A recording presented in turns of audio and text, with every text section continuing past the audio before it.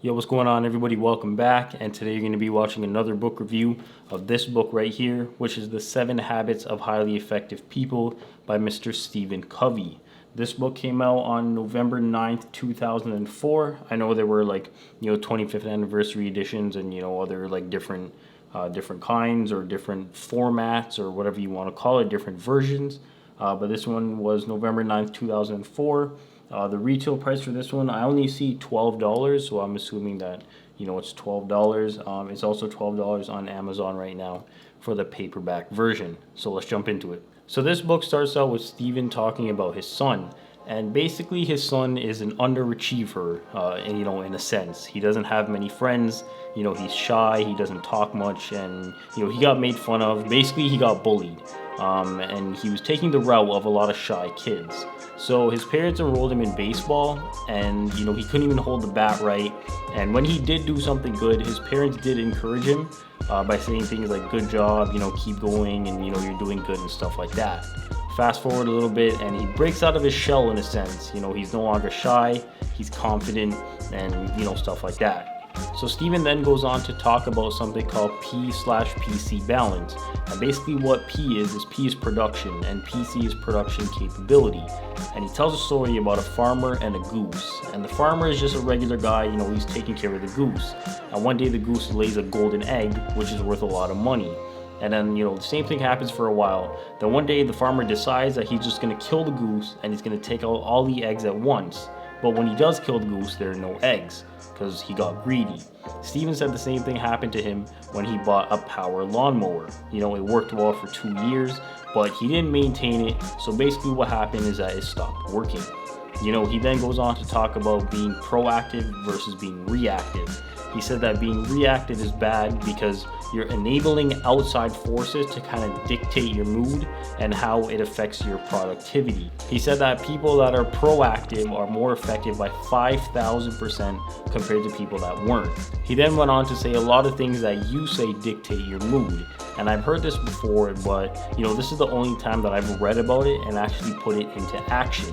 Instead of saying things like I can't, say things like I choose. Or instead of saying there's nothing I can do, say let's look at alternatives, stuff like that. Then he talks about something called the circle of concern. And a circle of concern is basically a concept of the things that you can control. A person that's reactive is worried about things like, the economy, the weather, and things they can't control. A proactive person is only concerned about the things that they can control, like their attitude or the books that they read, for example. The number one thing that I got out of habit 2 is begin with the end in mind. And I don't mean the end of a task or the end of the day, but he said the end of your life. He said, imagine yourself going to a funeral, and when you walk up to the casket, you see that you're looking at yourself. He then asks you, what would you want the speakers to say about you? Your kids, your friends, people that associated themselves with you. That was the number one highlight of habit 2 for me. Habit 3 is to put first things first. And at first I was confused by what he meant, but then I realized that what he means is to prioritize the most important things and then everything else comes second. That's one of the most common traits of successful people. They do the things that failures don't like to do. And, they don't necessarily like doing those things either, but they have a lot of discipline. And he said their disliking is subordinated to the strength of their purpose. In other words, they know what they want to accomplish and they don't let anything get in their way. They don't let their mood get in their way. They don't let, outside forces get in their way. They don't let people get in their way. They don't let anything get in their way. It's just them and their goal, and they're just moving towards it. He then talks about these quadrants right here, and these show you what your priorities are or what they should be. Quadrant 1s are things like crisis, like that's currently happening, pressing problems. 2 is things like relationship building, planning, stuff like that. 3 is like meetings, calls, stuff like that are kind of on the back burner. And 4 has things that you do for fun, time wasting, and things that you do when you don't have anything else more important to do. The thing that I took away most from habit 3 was prioritizing what you want. In habit 2, there were things that Stephen talked about that certain people made the center of their lives, and they were spouse-centered, family-centered, money-centered, work-centered, possession-centered, pleasure-centered, friend-centered, enemy-centered, church-centered, and self-centered. So what you have to do is figure out what the highest priority is in your life. You have to figure out what kind of person you are.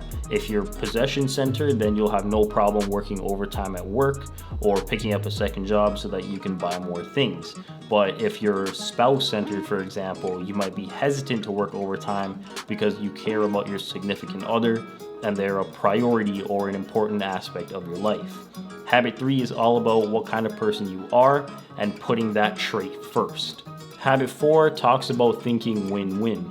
And Steven said that he had a contract with some company for some type of software. And basically what happened was, the company that he had the contract with contacted him and said that the software wasn't working out at the current moment. And he said, okay, I'll give you a refund. And that was that. So essentially he gave up about 90 grand. And this was when his company wasn't really doing so hot. So that 90 grand was pretty important. Fast forward a couple months later, and the same company called him back and said they wanted to work with him again, and they paid him $240,000 for the software. So that's what he means by a win-win. So let's say, for example, that you're running a retail store. You don't put more effort into helping the person that's spending $1,000 today versus the person that's spending $100 today. Because if the person that's spending $100 has a flawless experience, then they could come back countless times and bring in other people, friends, family, people like that, and spend more than the person that's spending $1,000 today in the long run. Don't chase short-term gains. Life is long. You play the long game. To go for win-win, you not only have to be nice, but you have to be courageous. You not only have to be considerate and sensitive, but you have to be brave. And to do that, to achieve that balance between courage and consideration is the essence of real maturity and is the fundamental to win-win. In Habit 5, the book talks about seeking first to understand, then to be understood. So, you spent years learning how to read, write, and speak, from kindergarten to elementary school to middle school, high school, every kind of school, even outside of school. But why haven't we spent half that amount of time learning how to listen? See, the problem is most people seek first to be understood. People don't listen with the intent to understand, they listen with the intent to reply. They're either speaking or they're preparing to speak. They're basically prescribing their own glasses to everyone that they're interacting with. There are 5 parts to listening. You can ignore someone, you can pretend to listen to someone, you can have selective listening, only hearing the things you want to, or even attentive listening, which is actually paying attention to what is being said. But you rarely ever practice empathetic listening. And empathetic listening involves much more than registering or reflecting or even understand what the person said. Communications experts said that only 10% of our communication is represented by the words we say. Another 30% is represented by our sounds, and 60% is represented by our body language. In empathetic listening, you listen with your ears, but more importantly, you listen with your eyes and with your heart. Imagine this, if all of a sudden the room that you're sitting in right now, like the air just got sucked out of it. What would happen to your interest in this video? You wouldn't care about this video. You wouldn't care about anything else except getting air. Survival would be your only motivation. But now that you have air, it doesn't motivate you. And one of the greatest insights in the field of human motivation is satisfied needs do not motivate. It is only unsatisfied needs that motivate. Next to physical survival, the greatest need of a human being is psychological survival, to be understood or to be affirmed, to be validated, to be appreciated, things like that. He then talks about the stages of communicating with others. And the first and least effective way is to mimic what the other person is saying. You just listen and then you repeat what they're saying. It's low effort, right? The second way is to rephrase what they're saying. The third way is to reflect on what they're saying and, basically infer what they're feeling. The fourth way is what we talked about before, giving psychological air or empathetic listening. Habit 6 then talks about synergy, and basically what synergy is when a group of people work together to get a good situation or create a good situation out of a bad one.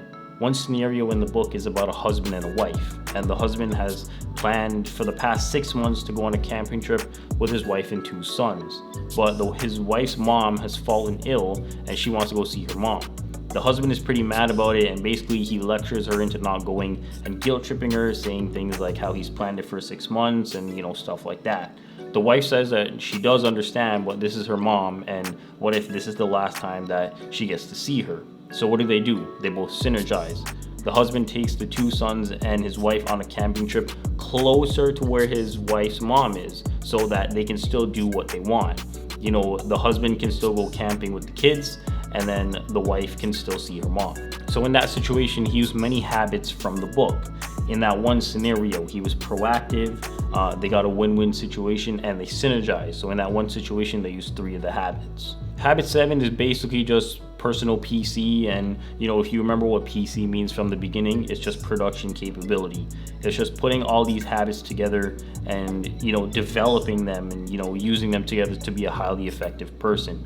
And that's pretty much it for this book. I mean, it started off very boring, but it definitely picked up, which I do appreciate, because when I was reading like the first couple pages, I wasn't really too excited about it. It was kind of boring when he was talking about his son and things like that. But like I said, it did pick up.